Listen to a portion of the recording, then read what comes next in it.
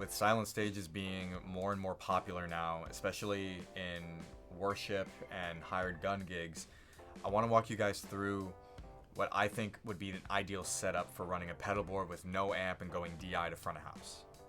So when you're running these DI setups, you're usually using an amp or cab sim, and as someone who does this myself, I think running a 4 or 5 cable method or a wet dry or wet dry wet setup will get you the biggest possible sound if you're not running a real amp.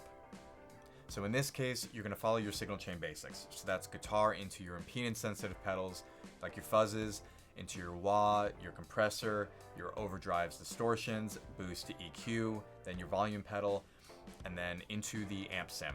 So this is simulating all of your dry effects going into the front end of your amp, regardless of the amp sim that you're using.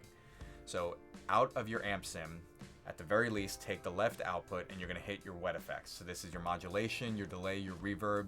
Then you hit either a cab sim or a mono or stereo DI box and go straight to front of house. This is simulating a 4 cable method setup with an amp sim. So if you want to take this a step further and run 5 cable method, come out of your amp sim in stereo or in mono if it doesn't have a stereo output, and then hit your first wet effect. Then run the rest of your wet effects in stereo. This is going to simulate 5 cable method. You're going to hit a stereo cab sim or a stereo DI box at the end of this and go directly to front of house.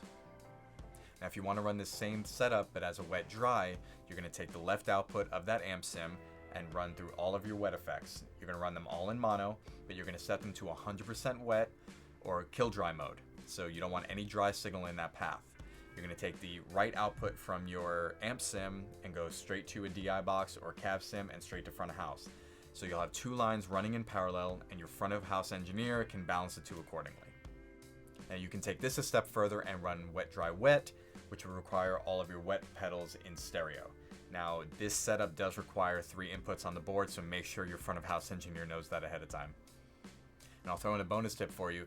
You can run a 2 preamp pedals, something like the Kingsley Squire, before your amp sim to help warm things up a bit and actually put a tube in your chain. Sometimes these amp sims can sound a little bit sterile, so throwing a tube preamp pedal before it can help warm things up a bit.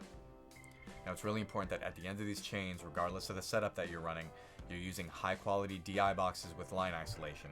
So something like the Walrus Audio Canvas or the Goodwood Audio Long Line or the Radial High Line.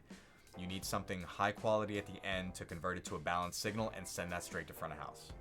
Now I know these setups sound more complicated than they actually are, so if you have any questions, put them in the comments below.